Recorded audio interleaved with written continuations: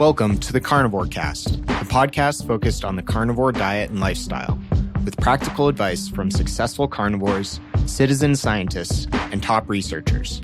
I'm your host, Scott Meslinski, and I'm here to speak with experts and experienced carnivores to get answers to your biggest and meatiest questions while helping you live your best life as a carnivore. Thanks for tuning in to the Carnivore Cast. Today's episode is going to be with Doug Wright. Doug is a moderator at World Carnivore Tribe Facebook group. He's been a carnivore for over a year, lost over 150 pounds. His motto on Instagram says, "Challenge beliefs, improve lives." Doug, I had the pleasure of meeting about a month ago at a baseball game. We went to the Red Sox together. And Doug has also been featured in the New York Post speaking about carnivory and Bitcoin as well. He's very active on Twitter and on Instagram. His Instagram handle is Wright_Doug and Doug Wright MBA. He can be found on Twitter. He's a very helpful guy, and I'm very excited to kick off the podcast with Doug. How are you doing today, Doug? Thanks. I appreciate it, Scott. I'm doing really good. Would love just to start, Doug, if you don't mind, with what brought you to carnivore? If you could talk a little bit about your health journey. Yeah, I'll try to keep it short and sweet because it does kind of get long and lengthy if I go into all the specific details. Because, I mean, losing all that weight wasn't easy, and it didn't come literally, all in like one motion. It wasn't like I started like carnivore off the standard American diet. Most of us have started through like a ketogenic diet. So back in college, I would say around my sophomore year, I was experimenting with keto, and I was probably around, I'd say 380, 385. Okay. Wasn't feeling good. I was always sick, tired, and just depressed. And I knew I wanted more for myself. And that's kind of the biggest factor in moving into carnivory for me personally, was just the fact that in every step of the way, once I started removing the carbs, once I started removing the seed oils, once I started removing these highly inflammable foods, that was enough for me to just keep going and just understand what it felt like to be healthy. Right. Doug, just for context for people, so you're a sophomore in college, feeling tired, feeling sick, wanting to get better. How many years ago was that? That was probably about, I'd say 4 or 5 years ago. It's funny because it wasn't really about losing weight. It was more about feeling better. Because, I mean, what people say, and there's common misconceptions, obviously, as you can see through, the mainstream media with carnivory. Everyone thinks it's like a fad diet or some kind of new weight loss diet. And yeah, you can lose weight eating in any type of way, but is it going to be healthy, and are you going to be able to sustain it long term?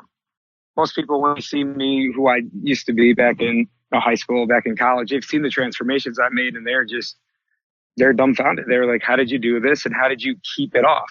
Because most of the time when people lose weight, you think about, the Biggest Loser study, they're just going to gain it all back. And something needs to be sustainable. And this is what's sustainable. And this is just the optimal lifestyle. And it went from standard American diet to low carb, to keto, to now carnivory. So, and I'm fortunate enough to have the people like Sean Baker, Ash Simmons, who challenged my beliefs at the beginning of my journey. And then getting the reassurance from people such as Ebo O'Hearn, Frank Tufano, Georgia Eid. I mean, I could go on and on. There's just so many different people within the health nutrition sphere that advocate for removing all these highly inflammable foods. Yeah, well, that's an incredible story, Doug. Thanks for sharing that. And you're one of those people in my book. Your story is really inspiring, and you've gained so much knowledge along the way. And I know for part of your health journey, weren't you an active member in the Keto Gains group on practicing calorie counting? Probably a lot of folks coming to carnivore and maybe folks listening to this have tried the calorie counting, have tried keto, have tried restricting. Why did you stop? At the end of the day, I just wasn't feeling well. And I got nothing against Keto Gains. I love the guys over there, Louis Villasenor and Tyler Cartwright. I mean, they got me started on my journey, and they helped me understand how important protein was, how important resistance training is in any way, shape, or form. I mean, lifting and building muscle and retaining muscle, it's life. So just being able to learn that before losing weight, because like I said before, anybody can lose weight in any form of diet, any kind of lifestyle, but is it going to be sustainable? Is it going to be healthy? Are you going to be able to keep your lean body mass? These kind of things that they instilled into me, the Ketogenic group. So I got nothing but love for them. But at the end of the day, I was severely cutting calories. I was on the chicken and broccoli diet. I was doing the PSMF. So I was trying to lose as much weight as fast as possible. And it just wasn't sustainable. And I mean, you could think, okay, chicken and broccoli, I mean, you got everything you need right there, right now. Not at all. It's just so devoid in nutrients and just your fat soluble vitamins and everything. And it's just like, you can look at a diet of chicken and broccoli and think, okay, anybody can do that. But try being on chicken and broccoli and just enough protein last maybe 6 to 8 weeks. And then, come back to me and see how you feel. I mean, you don't feel happy, you don't feel satisfied, and you're always wanting more. So, and with the Ketogenic group, it was more so, instead of counting calories, I laugh now, I'm counting just pounds of meat. I don't know if you do the same thing. So it's just literally, I'll go and, I'll go to the butcher, pick up, 2.5 pounds of just really any kind of meat I'm craving that day or whatever's on sale. And I'll just go at it. Yeah, that's great. I think your perspective is really profound. I think the Ketogenic guys, Luis and Tyler, as you're saying, they're doing amazing work over there at the Ketogenic group. And a lot of people do have success with that. But I agree that for many, it's just too much restriction. It's hard to survive on chicken and broccoli. And I think it takes a certain type of person to be successful on that. And some people's metabolisms and bodies will just reject it. And it's not something you can keep up long enough to really get to your goals at times. Definitely. I'm not here to say that anything that they do is wrong in any sort of way. I mean, they got me started. If it wasn't for Ketogenic, I wouldn't be where I'm at today in health. And oh, yeah. Just being able to challenge those beliefs. And just one more thing to add too, with the calorie counting, it's really easy not to even, like I said before, with the just weighing like the meat that you eat and just trying to figure out how much, and through hunger and through just feeling satiated. When you're not consuming like carbohydrate or you're not consuming any added fats, there's no real need, in my opinion, to even calorie count. Yeah. Because you're not adding anything. You're just eating, the fat comes with the protein. I mean, just case in point. Absolutely. You're getting back to the most primal, most essential view of nutrition. Your body responds really well. And I'd love to ask your opinion on this question. And hopefully some of these questions will be things you didn't get a chance to address in the New York Post article, right? Which is a shame. But why is meat the best nutrition? Why do I think so? In meat, you're really going to find everything that the body needs in the most bioavailable form.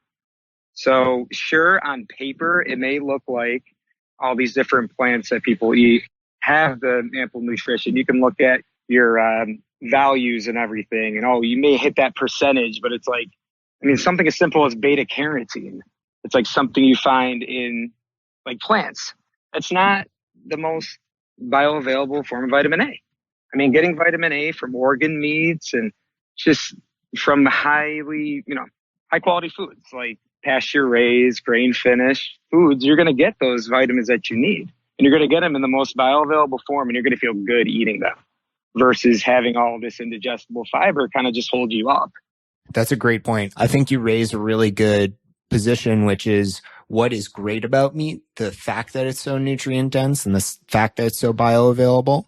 Because a lot of folks in the carnivore community, not that this is wrong, but they focus on the negatives of things like vegetables and plants. And when you start with that perspective, it can almost seem offensive, like you're challenging and attacking people's beliefs. Right. And I think that's one thing that the vegan community has done wrong is they demonize food groups. Whereas I think something that Sean Baker's doing really well and I really support is talking about how precious meat is and how nutritious it is and how it really is a complete nutrient profile and trying to hold meat up on a pedestal rather than just trying to shoot everything else down. Oh, absolutely. You hit the nail on the head with that. Yeah. And I'd love just, Doug, because you spend so much time helping folks. You're incredibly generous with your time on World Carnivore Tribe and in person on Twitter, Instagram, etc. What are some of the most common myths around carnivore, do you think, in the health and nutrition space? It's funny. I had a I had to think about this one for a while when you sent me this message, and it's really kind of sum it all up. Most people think we're depriving ourselves, which is funny. I mean, I always think back to the foods that I eat, and most of my food is predominantly beef and with some eggs and some fish sometimes. I use the eggs and the fish more as supplement, like type quote unquote foods versus my diet, which is strictly around beef. That's how I feel the best. And I'm eating what I enjoy the most. And I'm a minimalist at heart. I'm not going to deviate from something I know is all that I need. So you can tell me, oh, I'm missing out on this kind of food, that kind of food. It's just like, if I'm eating the best food available, I'm happy. That's all I need. And it can look like to you something that's depriving. If it does, it's something you have to consider one day. What do you mean by being, deprived of the foods?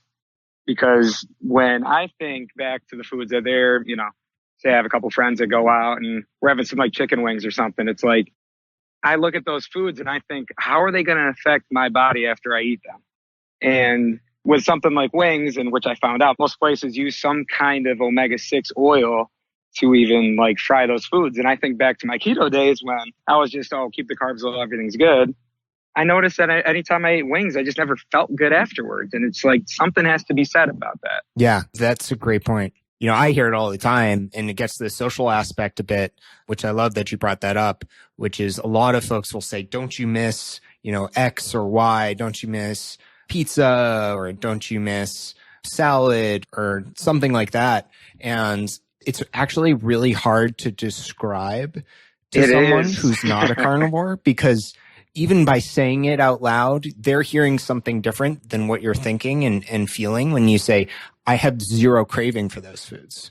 It's not even, I can resist them or I'm not interested in them. It's like, I don't even think about some of those things as food anymore. It's like if I'm looking at a book and saying, don't you miss eating books? No, you don't think about that. No, and that's really what it is. And it's funny because most of the time when I'm, for work, I work business development. I go and meet with clients of different restaurants and different like fast food locations. And I'll walk into places like Krispy Kreme and Mrs. Fields, like those like just very high calorie, just very high omega-6 and sugar laden foods. And I can smell them right before I walk in the door at this point. I don't know if you feel the same way too, but it's just like, I have no desire anymore after switching to just predominantly just meat and just craving animal fats and proteins. I'm totally with you. I'm curious, Doug, I'd like to hear a little bit about your experience with the New York Post article. I know we had chatted about it a little bit before it came out. You provided some extremely thoughtful and well-researched answers to their questions. I think you did a really good job. They were asking questions like, won't you have nutrient deficiencies? And what about cholesterol? And you did a great job just providing a pithy one-line answer and then a lot of support below it and other resources. And they ended up, turning you into sort of a one line in the article. Can you just talk a little bit about the New York Post experience? And then I'd love to tie that into sort of how you think carnivore can weave its way into the mainstream more. I mean, those are great questions right there. And I'll first off start by saying just any press is good press in this kind of emerging lifestyle. I mean, I hope you agree with me on that as well as to. Yeah. I can show friends, family to say, hey, it's not just me who's doing this. There's a lot of other people like me who haven't found their answers and they found it in carnivory. I'm happy about just the exposure itself. Any press is good press. So I'll start there. And also, I have my full interview, which you found online. I did a full unedited interview that you can find right on my Twitter page. And you can see every single answer that I gave to these questions. And if you look into the questions themselves, most of them just come back in terms of what, these misguided, conceptions of carnivory is, it's mostly males doing this. No, it's a pretty good 50-50 shot, at least in our group and many others, that this isn't just like an all men and all crypto. And they're just trying to put us together in the sense that it's just not where, people come from. And there is, a sound money and a sound food, which is, Bitcoin carnivory. But there's also people who just stumble upon carnivory after realizing that nothing else has worked, or they just start feeling better when they eat less plants. So getting to a point where you can understand yourself and kind of learn from eliminating these foods was enough for people to kind of just give it a shot and give it a go. And at this point, like you said before, challenge beliefs, improve lives. Never be afraid to make a change in yourself that you may see is going to, have some drastic impacts on your life. I mean, if you see me from 4 or 5 years ago, almost pushing 400 pounds and sick as a dog, you would understand that once I started challenging my own beliefs, and then you challenging the ones like your friends, your family, you learn to understand that nutrition's not all that hard. Yeah. Yeah. It's just our societal beliefs behind food and trying to make it so difficult and having all these different varieties. You got to keep it simple, especially when there's so many different choices out here. Very well said. I think absolutely any press is good press. And I was thrilled to see that they linked to the World Carnivore Tribe Facebook group in the article. So at least folks will be able to get a hold of resources and helpful answers from experts like you if they want it. That was really great. They're just trying to make things look extreme. That's what gets clicks. That's what gets media attention, and that's fine. Right. And how do you see the carnivore movement evolving over time? Do you think it'll just continue to get picked up in some of these clickbaity sort of ways? Do you think it'll start to weave its way more into mainstream narrative in a more, profound and thought out sort of way? How do you see that happening? At this point, what we're seeing now is just a lot of skepticism. A lot of people, because we're going against the norm. Think about how many different people we're going against with our beliefs. Oh, yeah. We're going against big pharma, big food, just everyone out there that's pushing these USDA guidelines that we've had for, decades now. And to just assume that nutrition is just as easy as eating meat, drinking water, and just looking into those highly nutrient dense animal foods, I mean, you're basically flipping the pyramid, upside down. You're thinking everything that goes against the norm. And in the beginning, that's going to be difficult. You're going to be met with criticisms and just people who don't want to understand. This is going back to just challenging those beliefs in the end. It's just society's telling you one thing, but once you start and once you begin to challenge those beliefs in nutrition, you're going to start feeling better and you're going to start realizing that, hey, I can do this. And not only I can do this, there's a bunch of people around me who are doing this and I can see all their antidotes. And that's enough for me to just keep going. I mean, for me, it was just to keep going and start feeling better and better and better. It went from standard American diet to low carb to keto to now where we are, carnivore. That's amazing. And I agree. I think two things that are really helping the movement are one, social media, just things about carnivore, whether it's Ted Naiman or Sean Baker, can just sort of go viral very quickly and lots of people see it. And things like Meat Heals, these stories are just so powerful for people. Like you say, the anecdotes. And then the second is self-experimentation, people trying it out, people being willing to say, hey, I'll try this for 30, 60 days and just seeing the effects on their own body. There's never going to be a randomized control trial that tells you exactly what to eat, exactly how it'll affect you as an individual. If you're waiting for that randomized control trial to tell you meat is okay, you and I are both going to be dead before that happens. So you really have to experiment. There's going to be no funding. Nobody's out there trying to prove this today. You just got to think of, follow the money.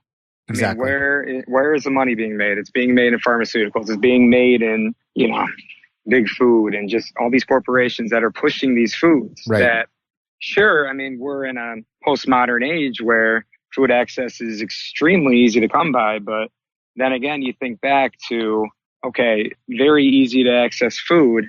But then the foods that we're thinking of, like the grass-fed, grass-finished beef and the wild-caught fish and, these organ meats that you just don't see in the stores as often as you used to. Yeah. You can't walk into commercial, I guess even like dollar stores or anything and pick up, meat that's not laden with processed ingredients. You just can't. And just trying to go back to basics.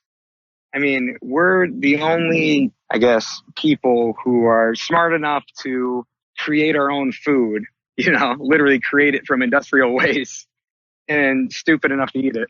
Arrogant enough. I would say arrogant enough, stupid enough to eat it. Yeah. And it's not conspiracy either. It's business. It's really simple. These companies, these pharma companies, these food companies, they have marketing budgets. They're going to spend them. It's not a conspiracy. It's just simple economics. Right.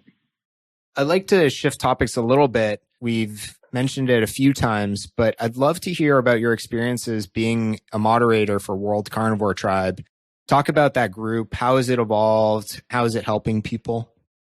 Oh, our mod group has been fantastic. We've always been on top of our posts, and kind of just to get just this following that we never honestly saw coming. I mean, we're going up into the 15, 16,000s, and it may not seem like a lot at first, but at this point, we just keep going with more and more with our members, with just all this press coverage. I mean, it's amazing. Yeah. Every hit piece on Carnivore is only bringing us more followers and more people. Yeah, it's great. And it's incredible, honestly. And these groups and social media and being able to interact with others, who are doing the same things as you are and going through the same processes. I mean, I know when I met, you guys up in Boston, I mean, I was fortunate enough to be there for work, and we have had a lot of fun at that game and everything, but it's just like we clicked right away. Absolutely. Just because we went through the same experiences getting into carnivore. Right. We were on keto. We were on low carb. We started working and healing our bodies through,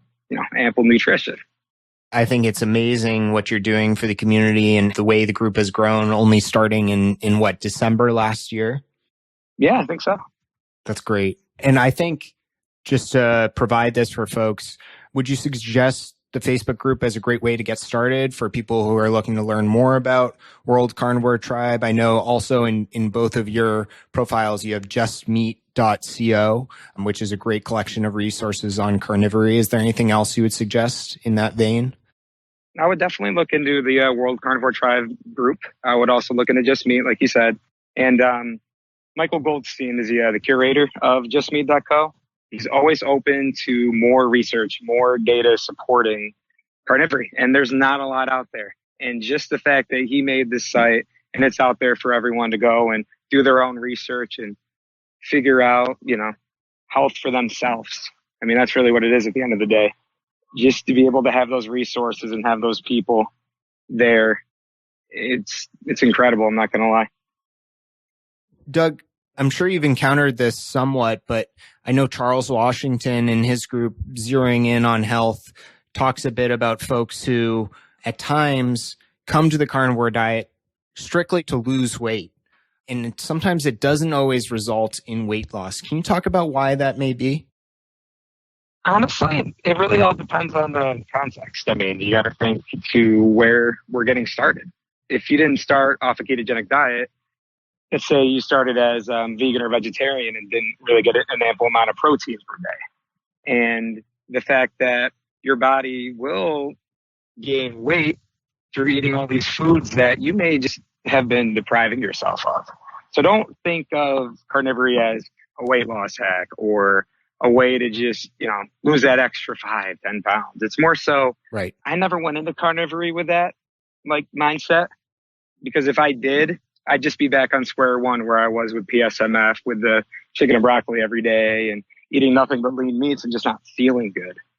The reason people see carnivore as just almost this way out is they feel incredible when they start. Mm-hmm.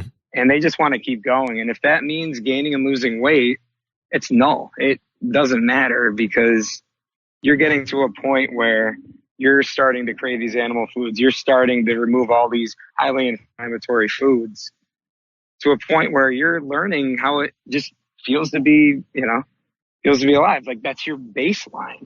I mean, when people say eat meat, drink water for 30 days, see how it feels, and then start adding in foods, you'll start realizing what healthy meant to feel like. And not a lot of people understand that, especially if they've been, sugar burners their entire lives. Couldn't agree more. It's about reversing those autoimmune conditions. We're seeing people all over the groups, all over Meat Heals, incredible success stories of lowering blood pressure, getting off medications, improving joint health, reversing different types of conditions, improving skin health, gut health. A lot of those things often need to happen. A lot of that damage and repair needs to happen before the weight loss can take place. Right. I agree 100%, especially coming from very nutrient devoid, like just lifestyles back then. So I agree 100%.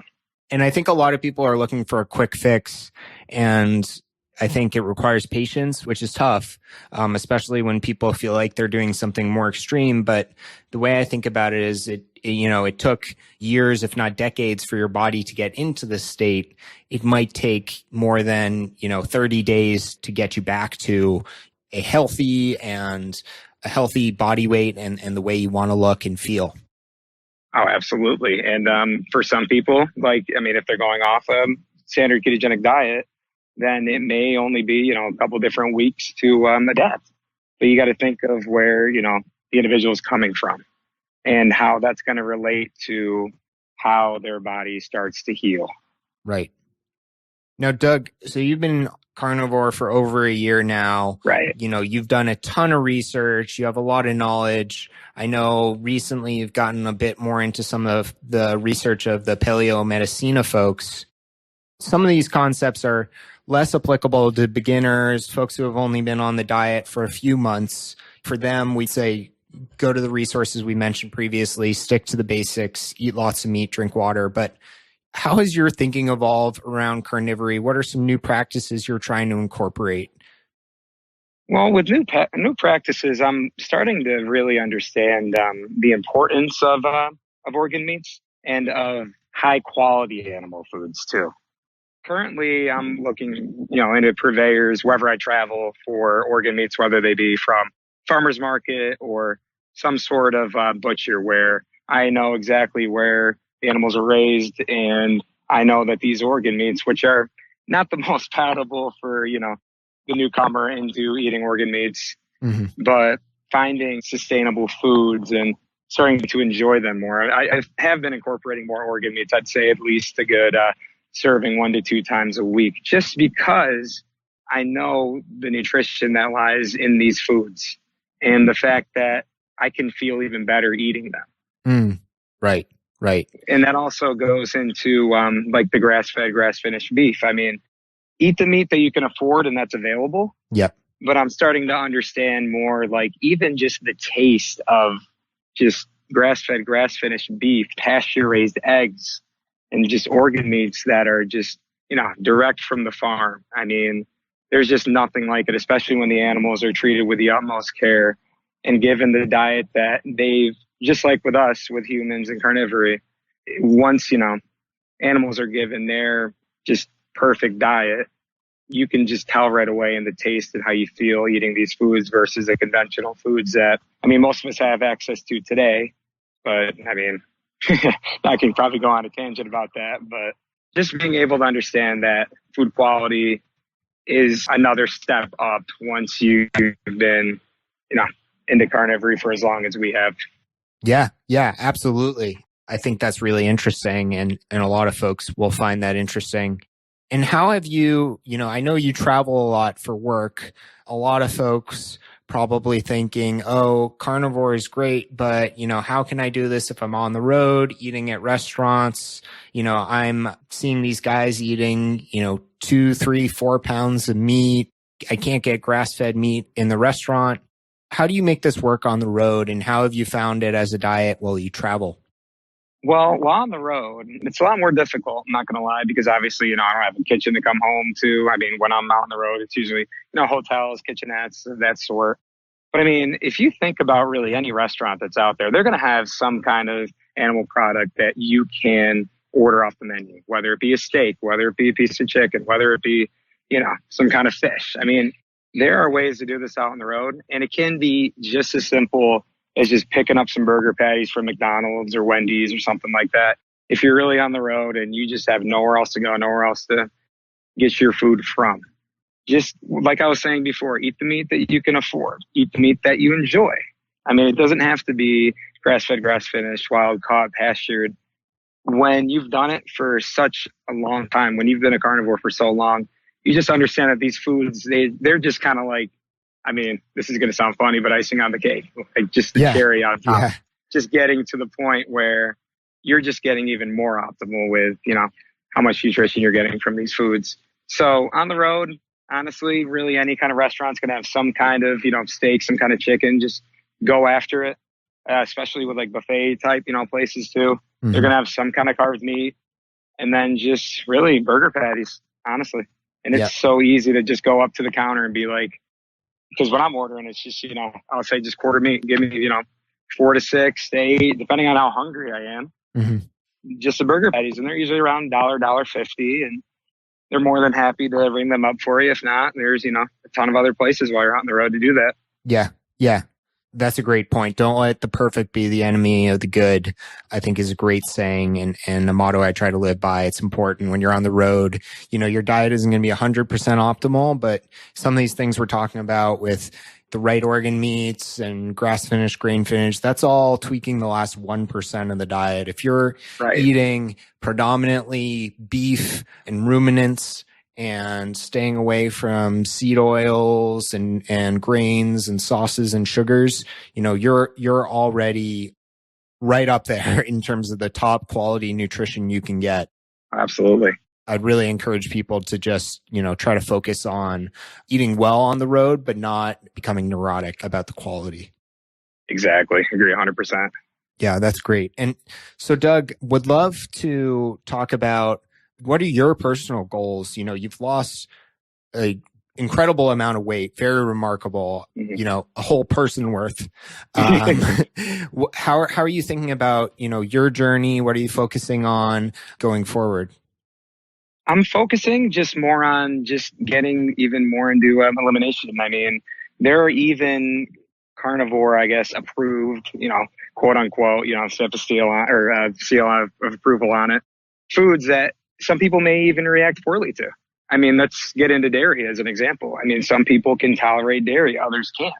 And what I've been learning myself is removing dairy has been beneficial for me. And I didn't realize that until well into over a year of carnivory. So I would say maybe half a year ago, I removed just dairy products. And if you can tolerate them, they're some of the most nutrient dense foods. I mean, especially in their raw state. And to be able to just, like you said before, get to that like last 1%, that's what I'm still working on and still, kind of take it an N=1 approach to. So, I mean, I've removed things like dairy. I removed things like, just higher O6 type like foods. I mean, right. At the end of the day, I know I'm more satiated on beef, and anything else just hasn't been satiating for me. And that's just why I stick to beef. And some people, I mean, they may start eating just nothing but bacon, nothing but just chicken, and realizing, okay, I'm eating all these foods are great. Once I start getting into the beef, I'm realizing, wow, this is enough. I mean, I'm satiated, I'm satisfied, I'm ready to go. Yeah. I've had the same discovery myself. I think a lot of people start with the Ron Swanson diet, bring me all the bacon and all the eggs you have. And then they gradually move more towards, okay, a lot of eggs. I don't feel as great as if I don't eat a lot of eggs. Maybe eggs are a side dish, focusing on beef at the center of the plate. And then things like pork. Pork is great, but again, it is higher in omega-6 fats. It's nothing near what you would get if you were using canola oil, seed oils, vegetable oils, etc. But it is higher and people feel less optimal on it. Right. And that's kind of just where I've been at with carnivory. So I'm just trying to just get into that just optimal state. And it's a constant. This isn't something that I'm going to just find perfect 100% and I'm done. Like I said, some people can tolerate dairy. Some people can tolerate other foods, but it's just to get to that point where I know where I feel best in just health and wellness. And for me, it's not even about weight anymore. When I started, it was always about feeling better. And then the weight was kind of just, oh, okay, cool. I lost 5 pounds. Oh, cool. I lost 10, 15, et cetera. It just kept going on or kept going down. Yeah. And it was just, I could not believe how well I felt. And it's something that I never had growing up as a kid. I mean, I was always overweight, probably, ever since I was like 10 or 12. I didn't know what it felt like to feel good. Yeah. I just thought I always was supposed to be sick. I was always supposed to just accept who I am as a person in terms of my health. And there's nothing I could do about it. And that's what doctors told me. That's what family members told me. They said, oh, go on a diet, go on a diet, go on a diet. They could not explain what a diet was to me, and I had to go find that out myself. Yeah, and good for you for digging into the research and finding out what worked for you. I absolutely applaud that. And one other thing, again, we're getting into the minutiae here, but I think, a lot of folks in the carnivore community will appreciate this. You and I have talked a little bit about fat to protein ratios. How has your thinking on that evolved over time? I know on one end of the spectrum, you have folks like the Paleomedicina folks who are using a carnivorous diet in the context of often treating chronic issues and diseases like folks with cancer or with other conditions. And then on the other end, you have folks like Ted Naiman and the Ketogains guys sometimes doing more of a PSMF type approach, protein sparing modified fast, where the protein is adequate or high and the fat is lower. How do you think about what's optimal, how to choose between those extremes? So I can get started on this probably right away, because you and I both know we've been through kind of the ins and outs of Ketogains with different, macros and grams and tracking this, tracking that. And it never occurred to me it didn't have to be that difficult. Yeah. Don't get me wrong. Protein is extremely important, especially when you're growing older and especially when you're working to build muscle. But you also have to think about sustainability. You have to think about how you feel. I mean, you eating something like just chicken breast all day, sure, you're going to lose weight. Sure, you're going to have, enough protein to get through the day. But how are you going to feel? And what's going to happen when you stop? Because it's not going to last forever. I can promise you that. So getting to a point where you can sustain, I'm leaner meat or fattier meat, it comes from feeling, really. Yeah. It comes from feeling and just understanding the body is going to fight back. The body is going to tell you when it's, too much, when you're, not eating enough fat, not eating enough protein, especially in, the context of carnivory where that's all you have. It's all you're eating. There's no cravings. There's no ambiguity. I mean, it's your body telling you, hey, I need the building blocks to stay where I'm at or get even better. So totally agree. I think I'm on the same page with you. Either of the extremes is not great. A safe number for most people to aim for is roughly 1 gram of fat to 1 gram of protein, which is, roughly ribeye or 80-20 or 85-15 ground beef. I think if you're eating too much of the leaner meats like chicken, lean steak, or cutting the fat off your steak, you'll just start to feel extremely run down and lethargic after too long of that, because your body is very poor at metabolizing protein for energy. It really needs protein for building blocks. Protein is probably the most important and most essential macronutrient, but the fat is really what provides energy on the diet, either fat on your plate or fat from yourself. And then on the other end of the spectrum, so if you're feeling really tired and run down, and first, make sure your electrolytes are in balance. Absolutely. But then I would say up your fat a little bit after you're sure you're not getting enough salt. And then on the other end of the spectrum, if you find you're going to the bathroom a lot or you feel nauseous quite often, you're probably eating too much fat. So you can cut back on that a little bit and try to up the protein. Right. And to add to that too, protein is essential, but we also have to understand there are essential fatty acids. There are, EPA, DHA. There are fat-soluble vitamins, vitamin A. Yes. D, E, K2. And these foods are going to be coming from animal products. They're going to be coming from the fats. So eat up your fats and don't ever be afraid to eat your fats. Yep. Great point. And Doug, I'd love to just ask you, there were a lot of areas you didn't get to touch on in the New York Post article. You have so many varied interests in the carnivore space. Is there anything else you'd like to discuss or touch on? Yeah, real quick. In terms of sustainability and just from the aspect from the context that most people think this isn't sustainable for our environment. Yes. I challenge them to think back to our ancestors, to much simpler times where we really honored our farmer, our local farmer, and we honored the food that they provided us. And to get to a point where we need to understand that this is sustainable, this is circle of life. I mean, ruminant agriculture is key to just maintaining this ever-growing population of people. Yeah. And it'll get to a point where, yeah, we're going to start, running out of food. We're going to start not having the ample nutrition that we need. I mean, we're getting fatter and sicker by the day. And we need to understand that ruminant agriculture, I mean, you can look into guys like Peter Ballerstedt in this kind of field, as well as Lear Keith with vegetarian myth, right? Yep. I'd love to have them both on. Oh, they'd be incredible to have on. And just from a sustainable standpoint in terms of human health and just the environment. I mean, just regenerative agriculture, just 101. I mean, Mother Nature isn't stupid. It's just not. Yeah. And to think that we can just kind of game it with all the science and all the technology that we have today, we're just not thinking straight. I mean, there are some things that science and technology can do. I mean, don't get me wrong. Our productivity is skyrocketed. Yeah. But to get to a point where we have to go back, look all the way back to our ancestors for proper human health, that's when changes need to be made into, the dietary guidelines and understanding how sustainable just supporting your local farmer is at the end of the day.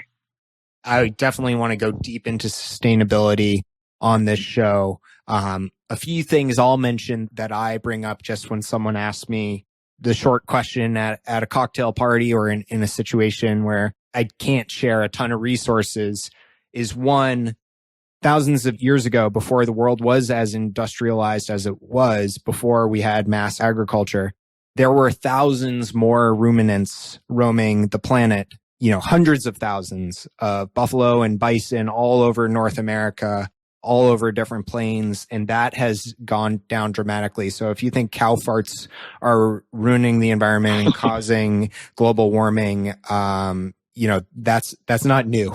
It's also an extremely small part of greenhouse gas emissions. And then two is, I think a lot of the analysis and assessments that go into feeding someone a pound of soy versus a pound of beef and what impact that has on the environment. First of all, the soy is having immense negative effects on people's health, ruining their hormones, causing fat gain, etc. But also they don't take into account the entire supply chain.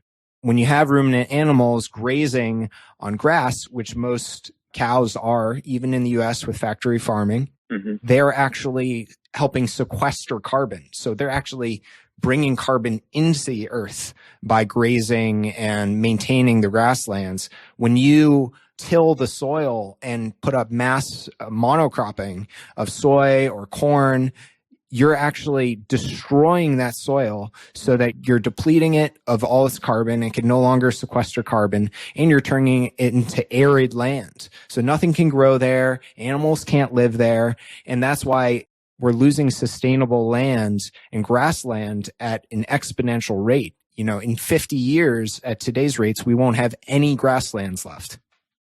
It's incredible to think. And that's why I'm, just blessed to have the people out there supporting ruminant agriculture and just getting the message out to people that even though we're living in this kind of postmodern society where all these foods are just extremely accessible, we still have to go back to our roots. And you can look into the research and findings of people like Stephenson and Weston A. Price. And I mean, I hope we go into a lot more detail about these guys going into, next couple episodes, but there's just so much information out there that's just as old as time itself.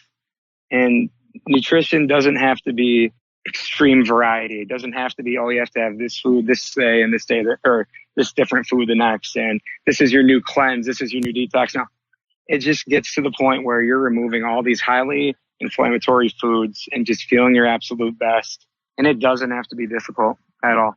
Absolutely. Absolutely. I think that's a great note to end on, Doug. Really appreciate you taking the time today. This has been an awesome interview. I think this will be a great way to get folks started. I just want to end by thanking you once again. And if you could just let folks know where they could find you, where they can find more resources. Oh, absolutely. Just Wright_Doug on Twitter. And I think like Instagram and all those other different places. But And just using justmeat.co. I mean, there's a ton of different links to research, to anecdotal studies, to just stories of people and how we've evolved from eating just in a carnivorous way. Like I said before, it doesn't have to be difficult, and let's just get right to the point. I mean, let's just make it as optimal as possible. Start by removing these foods that cause you this pain and discomfort, and that you may not understand now, but you will once you completely remove them. That's what carnivory is. And just for folks listening, that's WRIGHT_Doug, Wright_Doug with a W. Go check him out. Post a lot of great information, really inspiring stuff. Thanks again, Doug, and really appreciate you coming on the show. Thanks, Guy. Appreciate it. Bye. Thank you for listening to this episode of the Carnivore Cast. If you enjoyed this episode, please review on iTunes. It really helps us out. And share it with a friend. What questions would you like answered, or who would you like to hear from in the carnivore research community? You can find me on Twitter, Instagram, and Facebook at Carnivore Cast, or go to carnivorecast.com. You can also email me at info@carnivorecast.com. I'd love to hear from you. Until next time, keep it carnivore.